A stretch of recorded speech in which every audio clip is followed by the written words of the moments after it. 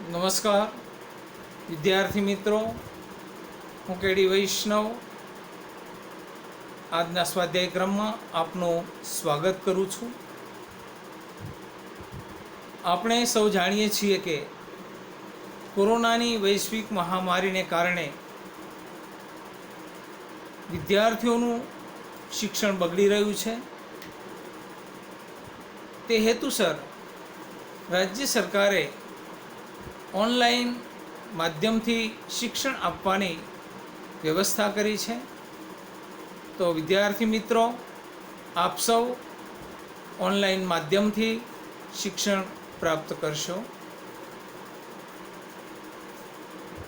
આજે હું આપની સમક્ષ શ્રી સદાનંદ રચિત વેદાંત સારનું અધ્યયન કરાવીશ. વેદાંત સારમાં 1 થી 4 અધ્યાય આપણા અભ્યાસક્રમમાં છે. આ ઉપરાંત સંધિ અને સમાસ પણ છે. વિદ્યાર્થી મિત્રો, ભાગ 1માં અદ્વૈત વેદાંત વિશેનું અવલોકન મેં કર્યું હતું. આજના વ્યાખ્યાનમાં હું આપની સમક્ષ વેદાંત સારના પ્રથમ અધ્યાયની શરૂઆત કરીશ. શ્રી સદાનંદે વેદાંત સારની શરૂઆતમાં સૌ પ્રથમ મંગલાચરણ કર્યું છે. સંસ્કૃતના પ્રાચીન ગ્રંથોમાં મંગલાચરણની પરંપરા મળી આવે છે. ભારતીય પરંપરા અનુસાર ગ્રંથની શરૂઆતમાં, મધ્યમાં કે અંતમાં મંગલાચરણ કરવાનો રિવાજ હતો. મહાભાષ્યકાર પતંજલિ અનુસાર મંગલાદિની હિ શાસ્ત્રાણી પ્રથંતે વીરપુરુષાણી ચ ભવંતિ આયુષ્મત પુરુષાણી ચ અદ્યતારશ્ચ સિદ્ધાર્થા યથા સ્યુઃ. અન્યત્ર પણ મંગલાચરણ વિશે કહેવામાં આવ્યું છે કે ગ્રંથારંભે વિઘ્ન વિઘાતાય સમુચિત દેવતા પ્રસ્તૌતિ. ગ્રંથની શરૂઆતમાં વિઘ્નો દૂર કરવા માટે સમુચિત અને ઈષ્ટ દેવતાની સ્તુતિ કરવામાં આવતી હતી. સામાન્ય રીતે મંગલાચરણ 3 પ્રકારે કરવામાં આવે છે. મહાકાવ્યના લક્ષણોમાં દર્શાવ્યું છે તે પ્રમાણે આશીર નમસ્ક્રિયાવસ્તુ નિર્દેશો વાપી તન્મુખમ, એટલે કે આશીર્વચન, નમસ્કારપૂર્વક અને વસ્તુ નિર્દેશથી મંગલાચરણ કરવામાં આવતું હતું. તો આ પરંપરાને અનુસરીને લેખક સદાનંદે વેદાંત સારની શરૂઆતમાં મંગલ શ્લોક મૂક્યો છે. આ ગ્રંથમાં પ્રથમ અધ્યાયની શરૂઆતમાં લેખક નમસ્કાર પૂર્વક મંગલાચરણ કરે છે. તેનું હું આપની સમક્ષ પઠન કરું છું. અખંડમ સચ્ચિદાનંદમ અવાંગ મનસ ગોચરમ આત્માનમ અખિલાધારમ આશ્રય અભીષ્ટ સિદ્ધે. એટલે કે હું સદાનંદ, અભીષ્ટની સિદ્ધિ માટે અખંડ, સચ્ચિદાનંદ સ્વરૂપ, વાણી અને મનથી ન જાણી શકાય તેવા અખિલ સમસ્ત જળ અને ચેતન સૃષ્ટિના આધારરૂપ આત્મતત્વનો આશ્રય લઉં છું. શ્રી સદાનંદ આ મંગલ શ્લોકમાં અભીષ્ટની સિદ્ધિ માટે બ્રહ્મરૂપ આત્માનો આશ્રય લે છે.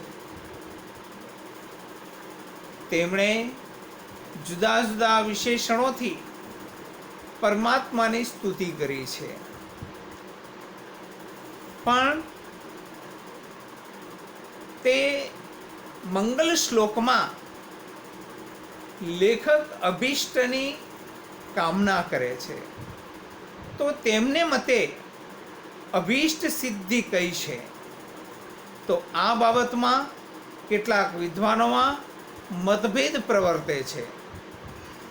દાખલા તરીકે શ્રી ઋષિ સરસ્વતી નામના ટીકાકાર ને મતે અભિષ્ટ સિદ્ધિ એ તેમના માટે મોક્ષ સમાન છે. શ્રી રામમૂર્તિ શર્મા અનુસાર ગ્રંથકારની અભિષ્ટ સિદ્ધિથી ગ્રંથની નિર્વિઘ્ને સમાપ્તિ એવો અર્થ ગ્રહણ કરવો જોઈએ. રામતીર્થ અનુસાર મોક્ષને જ અભિષ્ટ સિદ્ધિ ગણવામાં આવી છે, પણ આ પ્રકારના મોક્ષ માર્ગમાં અનેક વિઘ્નોની સંભાવના રહેલી છે.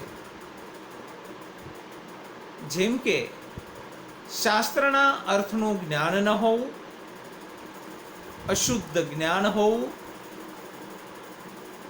વિરુદ્ધ જ્ઞાન હોવું. શ્રી સદાનંદ આ 3 પ્રકારના વિઘ્નો દૂર કરીને અભિષ્ટ સિદ્ધિની કામના કરે છે. ગ્રંથારંભે લેખક મોક્ષ માટે પ્રાર્થના કરે તે ઉચિત નથી. એમ પણ માની શકાય કે શ્રી સદાનંદ ગ્રંથની નિર્વિઘ્ને સમાપ્તિને ઈચ્છિત વસ્તુની પ્રાપ્તિ ગણતા હોય. લેખકે મંગલાચરણમાં આત્મા વિશે જુદા જુદા વિશેષણો પ્રયોજ્યા છે, અને તે આત્મતત્વથી જ તેમને બ્રહ્મ જ અભિપ્રેત છે. વેદાંતના મહાવાક્યોમાં આત્મા અને બ્રહ્મની એકતા દર્શાવવામાં આવી છે. દાખલા તરીકે અયમ આત્મા બ્રહ્મ, સર્વમ ખલુ ઇદમ બ્રહ્મ વગેરે. આ જ આત્મતત્વ માટે લેખકે અખંડમ, સચ્ચિદાનંદમ, અવાંગમનસ ગોચરમ અને અખિલાધાર એમ 4 વિશેષણો પ્રયોજીને આત્માના સ્વરૂપને સ્પષ્ટ કર્યું છે. આ વિશેષણોને આપણે વિસ્તારપૂર્વક સમજીશું. શ્રી સદાનંદ મંગલ શ્લોકમાં અખંડમ એવું વિશેષણ પ્રયોજે છે. તેમના મતે આત્મા અખંડ છે, એટલે કે તે સંપૂર્ણ છે. અખંડ એટલે ખંડ રહિત હોય તે, અને જે વસ્તુ ખંડયુક્ત હોય તે નાશવંત હોય છે. જ્યારે આત્મા એ તો અવિનાશી છે, ભેદ રહિત છે. ઋષિ સરસ્વતી અનુસાર અખંડ તત્વ સજાતીય, વિજાતીય અને સ્વગત ભેદ રહિત છે. આમ આ ભેદ 3 પ્રકારના છે.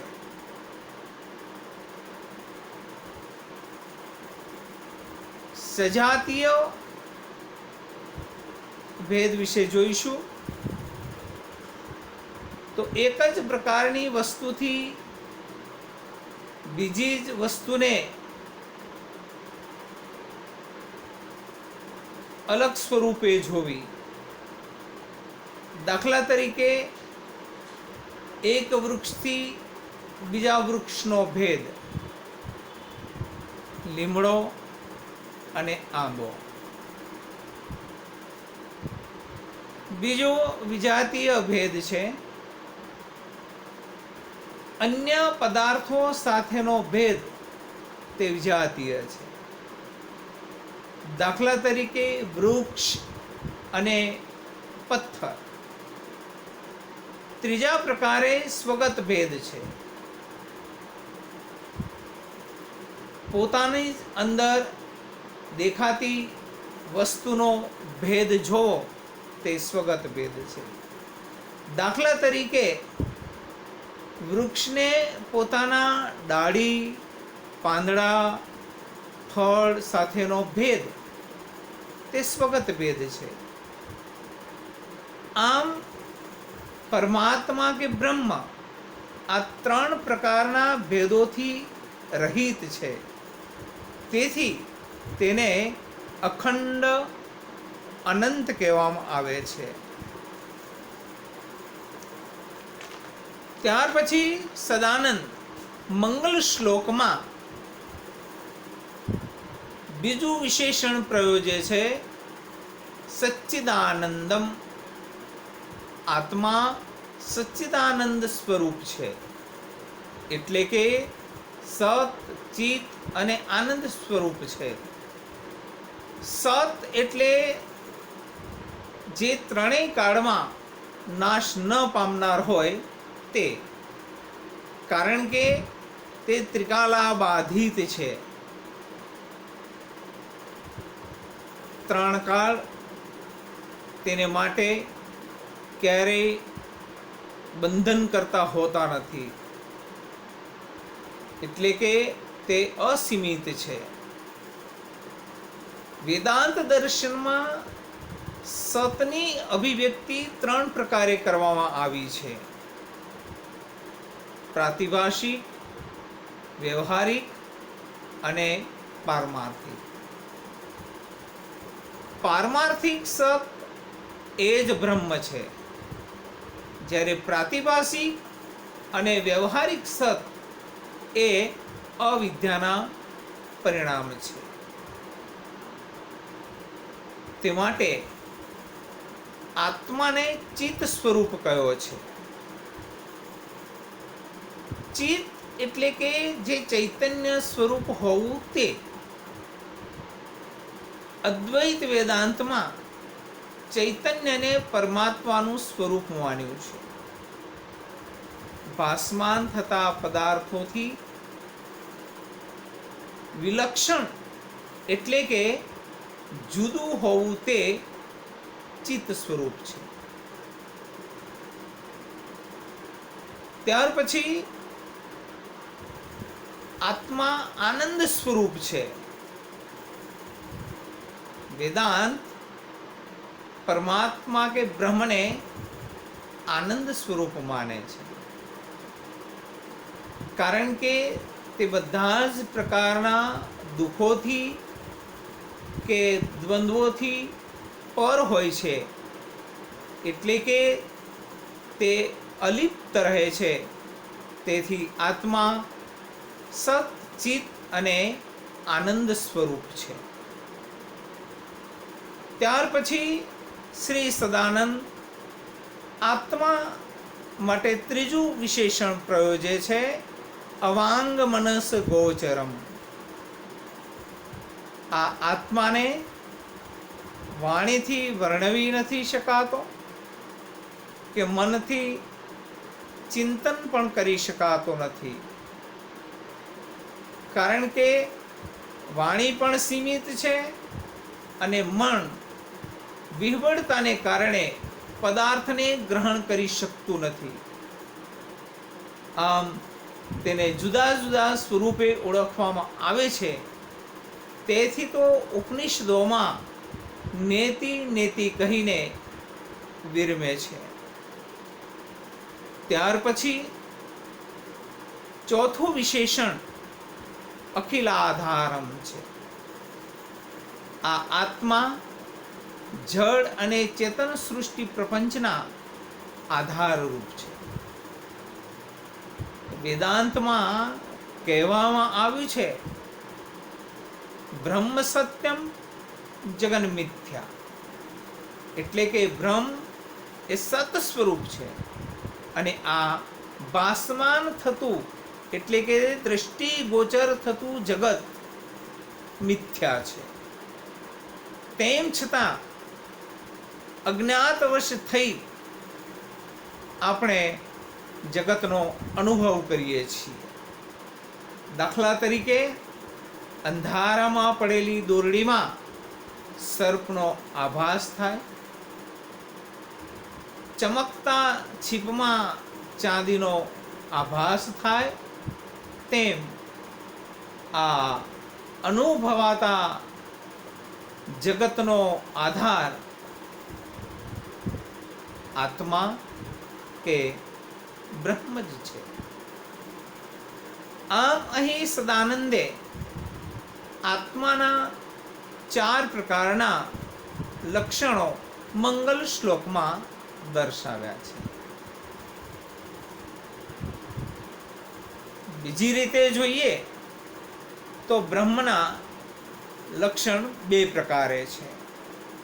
એક સ્વરૂપ લક્ષણ અને બીજું તટસ્થ લક્ષણ. સ્વરૂપ લક્ષણ એટલે બીજાથી જુદું પાડતું અને પોતાના સ્વરૂપને પ્રગટ કરતું હોય તે સ્વરૂપ લક્ષણ છે. દાખલા તરીકે પૃથ્વીમાં પૃથ્વીત્વ જ દેખાય. બ્રહ્મનું બીજું લક્ષણ તટસ્થ લક્ષણ છે. તટસ્થ લક્ષણ એટલે જે વસ્તુના સ્વરૂપથી જુદું હોવા છતાં વસ્તુનું જ્ઞાન કરાવે છે. દાખલા તરીકે છત્ર, મુકુટ વગેરે પદાર્થો રાજાથી જુદા છે, તેમ છતાં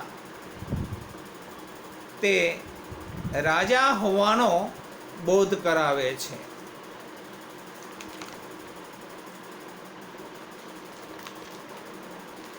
આ મંગલાચરણના પ્રથમ 3 વિશેષણો સ્વરૂપ લક્ષણના છે અને ચોથું વિશેષણ એટલે કે અખિલ આધાર એ તટસ્થ લક્ષણનું છે. લેખકે આ મંગલ શ્લોકમાં પ્રયોજેલ આત્મા શબ્દ જીવાત્માનો બોધક નથી, પણ પરમાત્માનો બોધક છે. આમ શ્રી સદાનંદે બ્રહ્મ ભાવની અનુભૂતિ માટે બ્રહ્મનો જ આશ્રય લીધો છે અને એ જ અભિષ્ટની કામના કરી છે.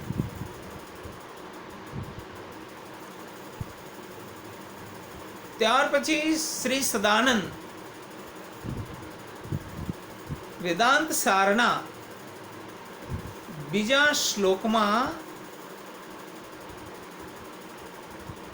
ગુરુ વંદના કરે છે.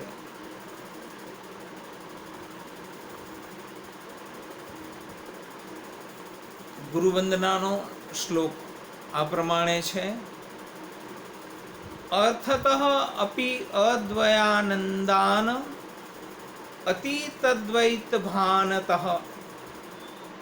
ગુરુન આરાધ્ય વેદાંત સારમ વક્ષે યથામતિ.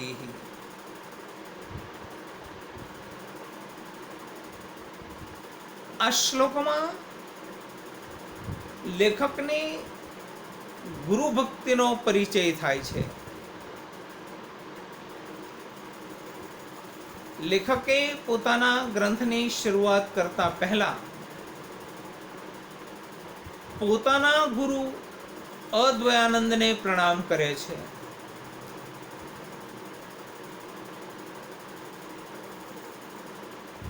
તેમને મતે ગુરુ માત્ર નામથી જ અદ્વૈતાનંદ નથી, અર્થથી પણ તે અદ્વૈતાનંદ છે. કારણ કે અતીત દ્વૈત ભાનતઃ, દ્વૈતમાંથી કે દ્વંદ્વોમાંથી જેનું ભાન ચાલ્યું ગયું છે, તેથી તેઓ અદ્વૈતાનંદ છે. અદ્વૈતાનંદ શબ્દને બે રીતે સમજાવી શકાય છે. અદ્વયાહ ચ આનંદાહ ચ અદ્વૈતાનંદઃ. જે અદ્વૈત અને આનંદ સ્વરૂપ છે તે અદ્વૈતાનંદ. બીજી રીતે જોઈએ તો અદ્વય વા અદ્વૈત તત્વે આનંદ એષામ તાન. અદ્વૈત તત્વમાં જેનો આનંદ છે તે અદ્વૈતાનંદ. તો આ રીતે અહીં અદ્વૈત કે અદ્વૈતાનંદ શબ્દ એ અર્થસભર રહ્યો છે. ત્યાર પછી શ્લોકમાં ગુરુન આરાધ્ય એટલે કે જે અજ્ઞાનનો અંધકારનો નાશ કરે છે તેવા ગુરુની આરાધના કરીને વેદાંત સારમ, વેદાંતનો સાર એટલે કે વેદાંત શાસ્ત્રનો સાર યથામતિ એટલે કે પોતાની બુદ્ધિપૂર્વક વેદાંત શાસ્ત્રની ગહનતાને નિરૂપે છે. અને એ રીતે આ શ્લોકમાં શ્રી સદાનંદ પોતાની નમ્રતા પ્રદર્શિત કરે છે.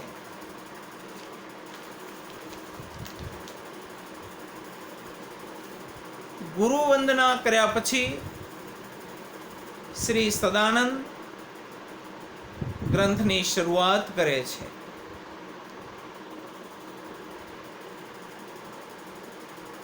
અને તેમાં વેદાંત શબ્દનો અર્થ સમજાવે છે. વેદાંતો નામ ઉપનિષદ પ્રમાણમ તદ ઉપકારિણી શારીરક સૂત્રાદિની ચ.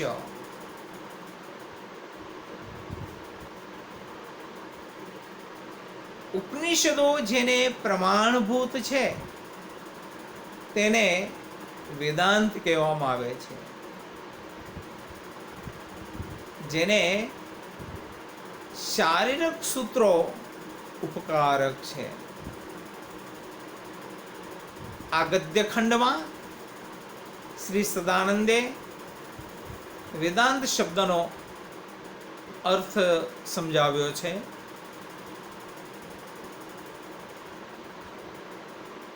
વેદાંત વેદ વત્તા અંતઃ એટલે વેદાંત, વેદનો અંત તે વેદાંત. વેદાનામ અંતઃ વેદાંત, વેદોને અંતે આવતી ઉપનિષદો તે વેદાંત છે. વેદાંત શબ્દનો બીજો એક અર્થ પરાકાષ્ઠાનું જ્ઞાન એવો થાય છે. અને આ પ્રકારનું જ્ઞાન ઉપનિષદોમાં હોવાથી તેને વેદાંત કહેવામાં આવે છે. વેદાંત એ ઉપનિષદ રૂપી પ્રમાણવાળું છે. ઉપનિષદ શબ્દ ઉપ વત્તા ની વત્તા સદ ધાતુ પરથી નિષ્પન્ન થયો છે. ઉપસર્ગ સમીપતા દર્શાવે છે. ની ઉપસર્ગ નિશ્ચય દર્શાવે છે. સદ ક્રિયાપદ જુદી જુદી રીતે અર્થ આપે છે. સદ આસ્તે, બેસવું. વિદ્યાર્થી ગુરુ પાસે હાથમાં સમિત પાણી લઈને જઈને બેસે છે અને તેના દ્વારા પ્રાપ્ત કરાયેલી વિદ્યા કે બ્રહ્મ વિદ્યા તે અર્થમાં સદ ધાતુ નિષ્પન્ન થયેલો છે. સદ સીદતી, નાશ કરવું, શિથિલ કરવું એવો અર્થ થાય છે. એટલે કે જે અજ્ઞાનનો નાશ કરે કે સંસારના બંધનોને શિથિલ કરે તથા આત્માની પ્રાપ્તિ કરાવે તે અર્થમાં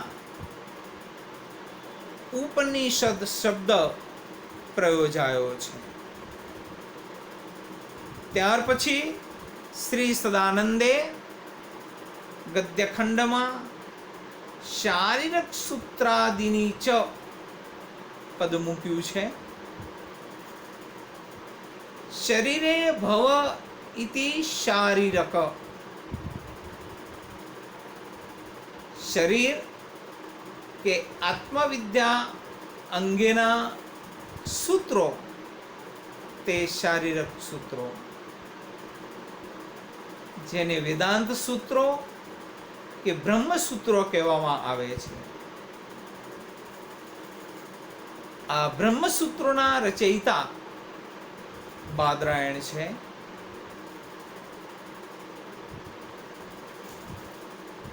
વેદાંતની પ્રસ્થાનત્રયીમાં તેને ગણવામાં આવે છે. ઉપનિષદ, બ્રહ્મસૂત્રો અને ભગવદ્ ગીતા એ પ્રસ્થાનત્રય છે. આ રીતે શ્રી સદાનંદે વેદાંત શબ્દનો અર્થ સમજાવ્યો છે.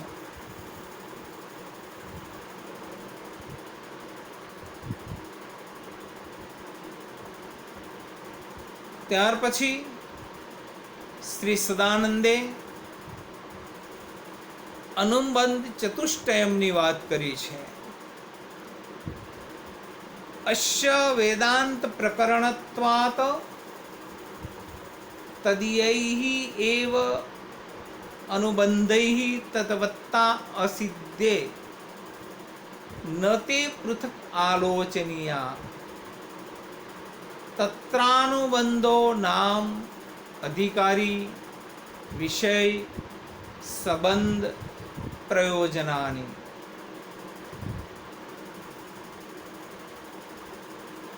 વેદાંત સાર એ વેદાંત શાસ્ત્રનો પ્રકરણ ગ્રંથ છે. શ્રી સદાનંદે વેદાંત શાસ્ત્રને લગતા સિદ્ધાંતો વેદાંતમાં સમાવિષ્ટ કર્યા છે. એટલે વેદાંત શાસ્ત્રમાં જે અનુબંધો છે તે અનુબંધો અહીં વેદાંત સારમાં પ્રયોજવાના છે. તેથી અનુબંધોની જુદી જ રીતે આલોચના વેદાંત સારમાં કરવાની નથી.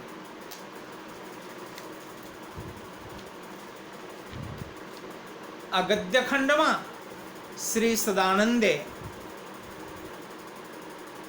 અનુબંધ ચતુષ્ટયમ શબ્દ પ્રયોગ કર્યો છે. એટલે કે અનુબંધો 4 છે: અધિકારી, વિષય, સંબંધ અને પ્રયોજન.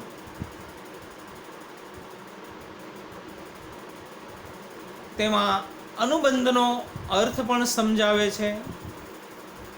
અનુબંધ એટલે શાસ્ત્રના ગ્રંથ સાથે સંકળાયેલું અથવા હંમેશને માટે શાસ્ત્રની સાથે રહેલું તેનો અર્થ થાય છે.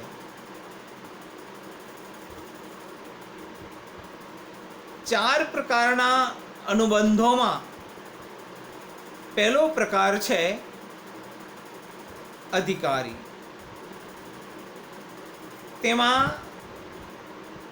અધિકારીની યોગ્યતાઓ દર્શાવી છે કે વેદાંત શાસ્ત્રના અધ્યયનનો અધિકારી કેવો હોવો જોઈએ. તો તેની 3 યોગ્યતાઓ આ પ્રમાણે છે. જેણે વિધિપૂર્વક વેદ અને વેદાંગોનું અધ્યયન કરેલું હોય તે આ શાસ્ત્રનો અધિકારી બની શકે છે. એટલે કે 4 વેદ, ઋગ્વેદ, યજુર્વેદ, સામવેદ અને અથર્વવેદ. ત્યાર પછી વેદાંગની વાત કરે છે. વેદાંગો 6 છે: શિક્ષા, કલ્પ, વ્યાકરણ, છંદ, જ્યોતિષ અને નિરુક્ત. તો આ પ્રકારના શાસ્ત્રોનું જેણે અધ્યયન કર્યું છે, કે જેના અર્થને સમજી લીધો છે, તેનો અધિકારી બની શકે છે. ત્યાર પછી અધિકારીની બીજી યોગ્યતા, જેણે આ જન્મ કે પરજન્મમાં જે કંઈક પ્રકારના કર્મોના ફળ નિષ્પન્ન કર્યા છે, તેણે ષટ કર્મ મીમાંસાથી પરિચિત હોવો જોઈએ. સદાનંદે પ્રથમ અધ્યાયમાં 6 પ્રકારના કર્મો દર્શાવ્યા છે.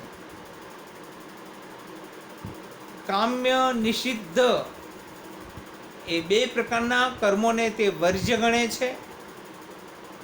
અને ત્યાર પછી નિત્ય, નૈમિત્તિક, પ્રાયશ્ચિત અને ઉપાસના એ 4 પ્રકારના કર્મો કરવા જણાવે છે. આ કર્મથી જે સુવિદિત હોય, તેનાથી કેળવાયેલો હોય અને તેના થકી જેનું હંમેશને માટે અંતઃકરણ નિર્મળ થઈ ગયું હોય, તે આ શાસ્ત્રનો અધિકારી બની શકે છે.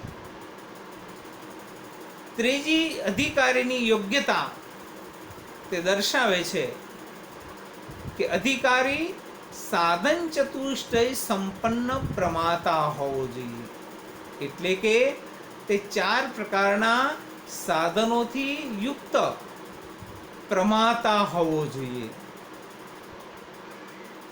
નિત્યાનિત્ય વસ્તુ વિવેક, ઇહામૂત્રાર્થ ફલભોગ વિરાગ, સમાધિ ષટ સંપત્તિ અને મુમુક્ષુત્વ, આ 4 પ્રકારના સાધનોથી તે યુક્ત હોવો જોઈએ. અને પ્રમાતા એટલે કે હંમેશના માટે તે જ્ઞાન પીપાસુ હોવો જોઈએ. તેનો અધિકારી બની શકે છે.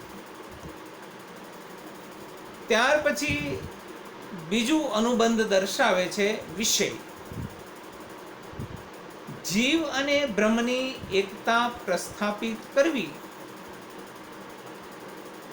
તે આ ગ્રંથનો વિષય છે. કહેવામાં આવ્યું છે, જીવો બ્રહ્મૈવ ના પરઃ, એટલે કે જીવ બ્રહ્મથી જુદો નથી એવું જ્યારે ભાન થાય ત્યારે એકતા પ્રસ્થાપિત થતી હોય છે. ત્રીજું અનુબંધ છે સંબંધ.